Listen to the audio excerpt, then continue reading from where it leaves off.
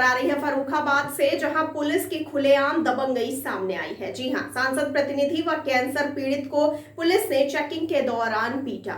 Checking के दौरान सिपाहियों ने सांसद प्रतिनिधि के साथ मारपीट की है। आपको बता दें कि चेकिंग कर रहे दरोगा हेमंत कुमार व मिथिलेश कुमार पर नशे की हालत में चेकिंग के दौरान मारपीट करने का आरोप लगाया गया है।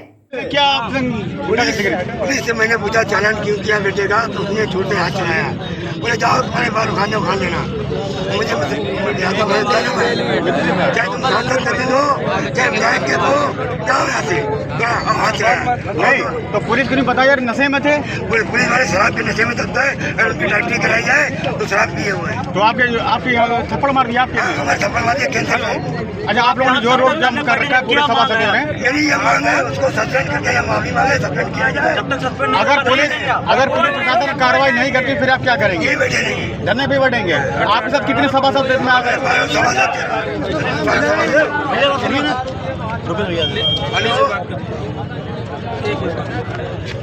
हमारा पहले तो वो आए, पहले वो आके अपनी सफाई में अपना सारा मामला बता के माफी मांगे। क्या लग रहा है पुलिस कर्मी सस्पेंड नहीं होना चाहिए? क्या लग रहा है आगे पुलिस कर्मियों को सस्पेंड नहीं होना चाहिए? बिल्कुल सस्पेंड होना चाहिए। जो दारू के नशे में किसी भी पब्लिक को मार रहे हैं, किसी के चालान कर रहे हैं और किसी को भी गाली दे रहे हैं, ऐसे जरूर सस्पेंड होना चाहिए। हमारी यही मांग है इस पुलिसकर्मी को सस्पेंड किया जाए।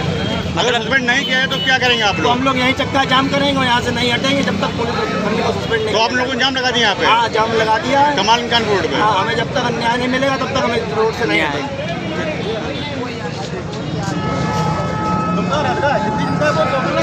बिजली चोरी के मामले में संभल यूपी में सबसे ऊंचे पायदान पर है। जी हां, संभल सहित यूपी के 5 जिलों में पीएससी की निगरानी में बिजली चेकिंग अभियान शुरू कराया गया है, जहां शुरुआती 5 दिन के भीतर संभल में 200 से अधिक लोगों के खिलाफ बिजली चोरी के आरोप में मुकदमा दर्ज कराया गया है। बड़ी बात यह है कि अब रोजाना 100 से 150 लोग नया कनेक्शन कराने के लिए बिजली विभाग के चक्कर काट रहे हैं। सर, संभल में बिजली चेकिंग अभियान चल रहा है, अब तक कितने दिन से लगातार चल रहा है और ये कितनी अब तक कार्रवाई इसमें हो चुकी है?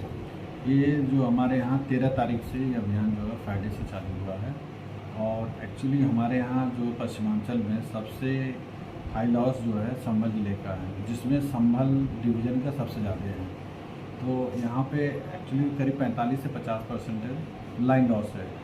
तो इसके लिए ऊपर से ही जो है मुख्यालय स्तर से ही यहाँ के लिए पीएससी नियुक्त की गई है और 13 तारीख से ये अभियान चल रहा है। डोर टू डोर चेकिंग का है। हाई लॉस जो हमारा फील्डर है वो उसमें सेलेक्ट है, तो उन पर ये कार्रवाई की जा रही है। इसमें अभी तक लगभग 200 से अधिक लोगों के विरुद्ध जो है FIR दर्ज हो चुकी है डायरेक्ट चोरी में। अच्छा, तो बिजली चोरी जो पकड़ गई, अब तक ये लोग सब नंबर 2 से बिजली चला रहे थे लोग ये? हाँ, ये लोग नंबर 2 से चला रहे थे, मीटर से पहले कट करके या डायरेक्ट केबल करके।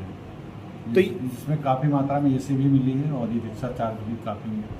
सर, एक चीज़ आप और बता रहे थे, आपने ये कहना था कुछ नए कनेक्शन भी आवेदन होने लगे? हाँ, जब से ये चेकिंग हो रही है और एक्चुअली मैंने देखा था कि डेरा सारा मोहल्ले में और कई जगहों पे मैंने देखा कि वहाँ पे मकान तो काफ़ी है लेकिन कनेक्शन बहुत कम है। तो जब से ये चेकिंग हो रही है, लोग जो चोरी से चला रहे थे वो बंद हो गई है, तो अब अंधेरा है उनके घरों में, तो इसलिए वो लोग कनेक्शन के लिए आवेदन कर रहे हैं और काफ़ी मात्रा में पर डे हमारे यहाँ 150 कनेक्शन पर डे आ रहे हैं। खबर आ रही है कर्नाटक से, जहां तुमकुर जिला कांग्रेस समिति कार्मिक विभाग से पदाधिकारी और ब्लॉक अध्यक्ष को चुना गया।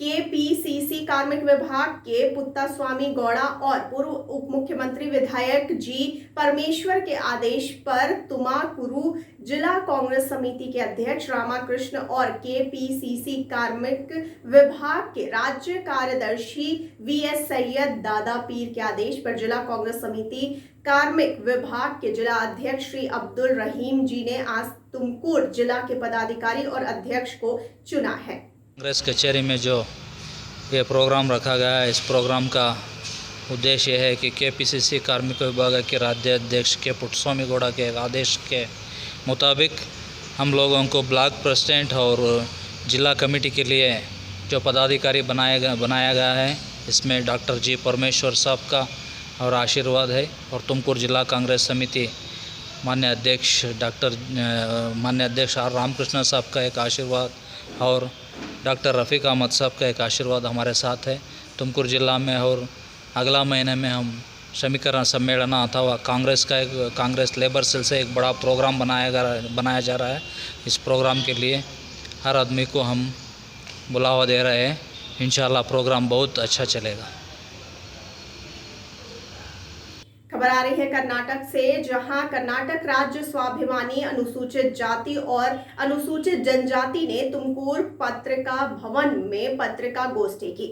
इस अवसर पर पीएम रामाया ने कहा कि सेवानिवृत्त न्यायमूर्ति नागमोहन दास की रिपोर्ट को लागू करने की मांग को लेकर पिछले 100 दिनों से प्रचार कर रहे वाल्मीकि प्रसन्नानंदा स्वामी जी ने ये बताया कि हमने सरकार के रवैये की निंदा करते हुए 20/5/2022 को संघ द्वारा एक विरोध रैली का आयोजन किया है।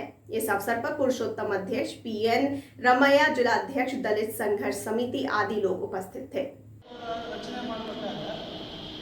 ಸರ್ಕಾರದ ಒಂದು ಜನಪ್ರತಿನಿಧಿಗಳಾಗಿದ್ದು ಸರ್ಕಾರ ಒಂದು ನಿಗದಿತ ಒಂದು ಆಯೋಗವನ್ನು ರಚನೆ ಮಾಡ್ತಾರೆ.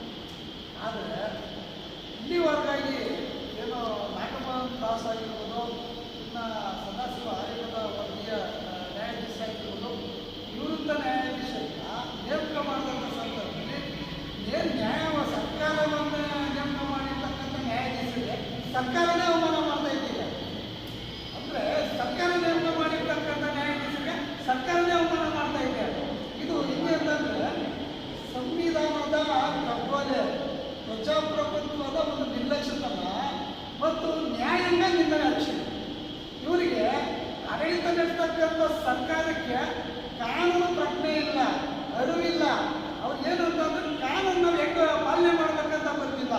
ಇಂಥ ಸಂದರ್ಭದಲ್ಲಿ ನಾವಂತಂದರೆ ಈ ಸಂದರ್ಭದಲ್ಲಿ ಸರ್ಕಾರವನ್ನು ಬಡಿದೆಚ್ಚಿಸ್ಬೇಕಾಗ್ತದೆ. ಈಗ ಇಡೀ ಇವತ್ತು ಯಾಕಂತಂದರೆ ರಾಜ್ಯದ ಸ್ವಾತಂತ್ರ್ಯಗಳು ಇಡೀ ಏನು ಬೆಂಗಳೂರಿನ ದಂಡೆ ಕೊಡ್ತಕ್ಕಂಥ ಸಂದರ್ಭದಲ್ಲಿ ಇಡೀ ರಾಜ್ಯದ ಎಲ್ಲ ಜಾತಿ ಸಮುದಾಯ ಅಂದರೆ ಪರಿಶಿಷ್ಟ ಜಾತಿ, ಪರಿಶಿಷ್ಟ ಪಂಗಡದ ಎಲ್ಲ ಜಾತಿ ಸಮುದಾಯದ ಸಂಘಟನೆಗಳು ಒಂದಾಗೋದ್ರ ಮೂಲಕ ಇವತ್ತು ಸರ್ಕಾರವನ್ನೇ ಎಚ್ಚರಿಸ್ತವ್ರೆ. ಈ ಏನಾರ 7% ಇದನ್ನು ಮಾಡಿಲ್ಲ ಅಂತಂತಂದರೆ ನಿಮ್ಮ ಸರ್ಕಾರಕ್ಕೆ ಇನ್ನು ಚುನಾವಣೆ ಒಂದು ವರ್ಷ ಆಯಿತು, ನಾವು ತಕ್ಕಪಾಠ ಕಳಿಸ್ತೀವಿ ಅಂತ ಇದು ಒಂದು ಸಂದೇಶ. ಮತ್ತು ಇನ್ನೇನು ನಾನು ಈ ಸಂದರ್ಭದಲ್ಲಿ SC ST MP ಆಗಿರ್ಬೋದು, ML ಆಗಿರ್ಬೋದು, ಲೋಕಸಭಾ ಸದಸ್ಯರುಗಳಾಗಿರ್ಬೋದು, ಜಿಲ್ಲಾ ಪಂಚಾಯತ್ ಮೆಂಬರ್ ಆಗಿರ್ಬೋದು, ಯಾವುದೇ ಸರ್ಕಾರಿ ನೌಕರರಾಗಿರ್ಬೋದು, ನಿಮಗೇನಾರ ಮಾನ ಮರ್ಯಾದೆ ಘನತೆ ಗೌರವ ಇದ್ದರೆ ಕೂಡಲೇ ಸರ್ಕಾರಕ್ಕೆ ನೀವು ಎಲ್ಲ ಪಕ್ಷದಲ್ಲೂ ರಾಜೀನಾಮೆ ಮಾಡಬೇಕು. ಇಲ್ಲ ಅಂತಂದರೆ 20ನೇ ತಾರೀಕು ಏನು ಹೋರಾಟ ನಡೀತಿದೆ ಆ ಹೋರಾಟಕ್ಕೆ ನೀವು ಬೆಂಬಲ ಸೂಚಿಸಬೇಕು. ಮತ್ತು ವಿಧಾನಸಭೆ ಆಗಿರ್ಬೋದು, ವಿಧಾನ ಪರಿಷತ್ತಿನಾಗಿರ್ಬೋದು, ನೀವು ಈ ಸಮುದಾಯಗಳ ಪರವಾಗಿದ್ದರೆ ಸಂವಿಧಾನದ ಅಡಿಯಿದ್ದ ಅಂಬೇಡ್ಕರ್ ತತ್ವ ಸಿದ್ಧಾಂತ ಪಾಲನೆ ಮಾಡೋದಾದ್ರೆ ನೀವು ಕೂಡಲೇ ಪ್ರತಿಭಟನೆ ಮುಂದಾಗೋದ್ರ ಮೂಲಕ ಈ ಪರಿಶಿಷ್ಟ ಜಾತಿ ಪರಿಶಿಷ್ಟ ಜನಕ್ಕೆ ನ್ಯಾಯ ಒದಗಿಸಬೇಕಂತ ಹೇಳಿ ಸಂದರ್ಭದಲ್ಲಿ ನಾವು ಒತ್ತಾಯ ಮಾಡ್ತಿದ್ದೀವಿ.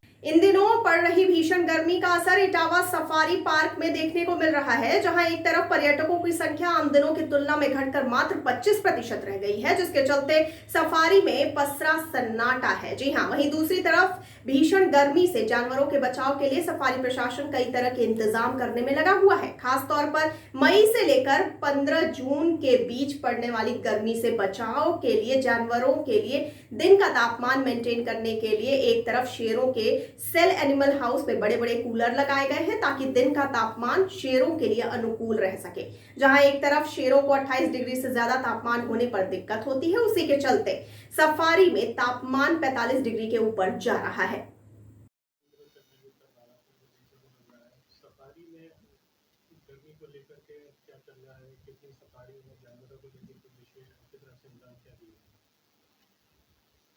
इस सप्ताह जो कल 13 तारीख थी, उसका टेम्परेचर 44 डिग्री था यहाँ दिन के 12 बजे का तापमान। आज संभवतः 45 डिग्री टेम्परेचर हो जाएगा, जो समाचारों से या इससे पता लग रहा है। पर्यटकों की संख्या तो इस वीक में नगण्य सी रही है, जबकि पिछले सप्ताह में एक ईद का त्यौहार भी था। उसके बाद भी जितनी मात्रा में पर्यटक आते थे उसकी अपेक्षा 25% पर्यटक आया था। तो सफारी तो गर्मी के भीषण प्रकोप को झेल रही है और जिससे पर्यटकों की संख्या नगण्य की स्थिति है, तो इसका दुष्प्रभाव तो सफारी के पर्यटकों को पड़ा ही है। जहाँ तक जानवरों की बात है, तो हम लोग पहले बब्बर शेरों को दिन में क्राल में छोड़ देते थे, तो दिन भर वो अपना कराल पैडाक में रहते थे या पब्लिक को भी हम लोग खुले में दिखा रहे थे, क्योंकि शेरों के लिए तापमान 38 डिग्री से ज़्यादा नहीं होना चाहिए। तो शेरों की सुरक्षा, शेरों के स्वास्थ्य पे दुष्प्रभाव ना पड़े, इसके मद्देनज़र रखते हुए हम सुबह से 6 बजे से 9 बजे तक शेरों को बाहर निकाल रहे हैं करालों में, और फिर उसके बाद उनका स्लाइडर वो एनिमल हाउस का गेट खुले रखते हैं। उनको गर्मी लगती है तो शेरों को वापस बुला लेते हैं। दिन भर शेरों को सेल में रखते हैं, इसके लिए कूलर और सारी व्यवस्था खास की है। तो उनको टेम्परेचर मेंटेन करते हैं, तब भी इतनी भीषण गर्मी में कभी कभी 39 डिग्री तक टेम्परेचर हो जाता है सेल के अंदर भी। परंतु उसकी देखरेख से पानी में उनको हम इलेक्ट्रॉल वगैरह इस तरह का वो सब दे रहे हैं, जिससे कि उनकी स्वास्थ्य में कोई प्रभाव नहीं पड़ रहा है। और यहाँ तक रही पर्यटकों को दिखाने वाली शेरों की बात, तो एक कराल में हम लोगों ने छप्पर अप्पर से बिल्कुल ठंडा कर रखा है उसको, उसी में तीनों को छोड़ रहे हैं और कराल से दूर से ही उनको बस जाती है और उस जगह को सामने से साफ करा दिया गया, तो वहीं से शेरों को दिखा रहे हैं, पर्यटकों की व्यवस्था कर रखी है। दिन में जब तापमान 45 ऊपर पहुंच रहा है, तब क्या विशेष रूप के क्या कर रहे हैं सेल के अंदर? तो 45 टेम्परेचर हो ही नहीं पा रहा। सेल के अंदर तो हमारे बड़े बड़े कूलर लगे हुए हैं, तो वो तो दिन भर चल ही रहे हैं।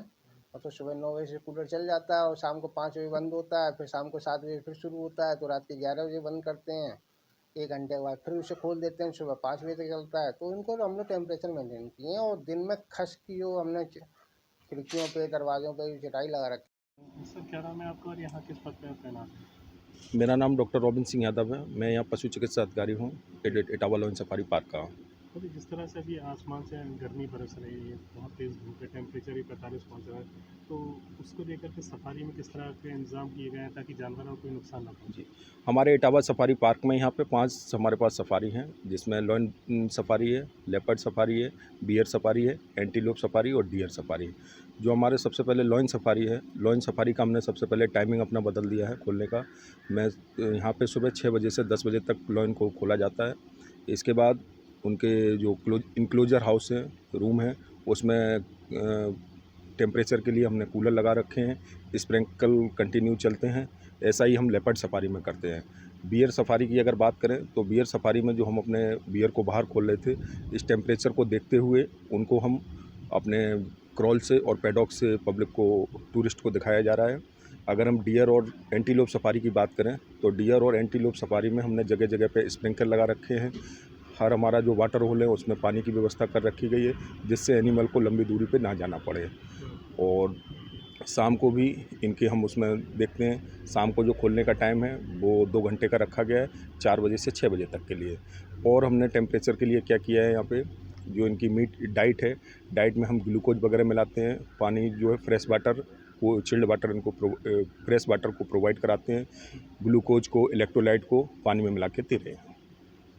वही डाइट की अगर बात करें, और भी जानवर हैं उनके लिए और किस तरह के इंतजाम, ORS वगैरह है या कुछ लिक्विड वाले फल हैं, फ्रूट हैं? जी, फ्रूट्स अगर हमारे इसमें शाकाहारी जो जानवर हमारे इस समय हैं, उनको हम लोग फ्रूट्स ला रहे हैं। जैसे तरबूज आता है, तरबूज दे रहे हैं, और इलेक्ट्रोलाइट पाउडर दे रहे हैं हम उनको।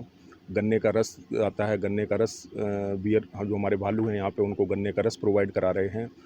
जो हमारे एंटीलोप और डियर हैं, डियर में हम लोग खीरा दे रहे हैं उनको इस समय खाने में, जो सीजनल फ्रूट है, खीरा को देते हैं, और गाजर वगैरह है उसको प्रोवाइड करा रहे हैं।